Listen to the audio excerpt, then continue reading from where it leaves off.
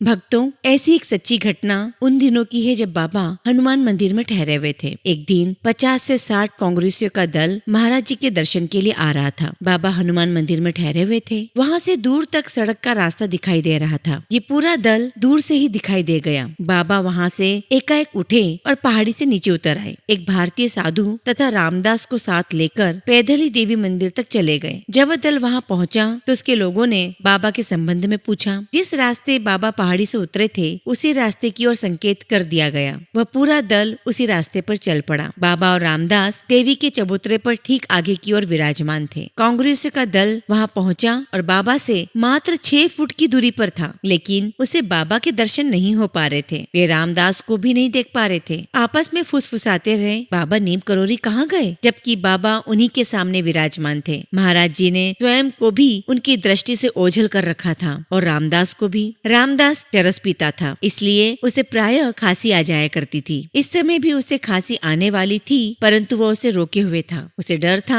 कि खांसी आएगी तो लोगों को पता चल जाएगा कि बाबा यहाँ हैं। बाबा ने रामदास से कहा कि वह बिना चिंता किए खांसे। रामदास ने जब जोर जोर से खांसा तो उन्हें राहत मिली, किंतु कांग्रेसी नेता न तो बाबा और रामदास के बीच की बात सुन सके और न ही रामदास की खांसी उन्हें सुनाई दी। अंततः कांग्रेसी दल निराश होकर बिना दर्शन किए ही वहाँ से वापस लौट गया। उसके बाद बाबा फिर प्रकट हो गए। ऐसे निराले थे बाबा, और बाबा जिन भक्तों को अपने दर्शन देना चाहते थे उन्हीं को ही दर्शन होते थे।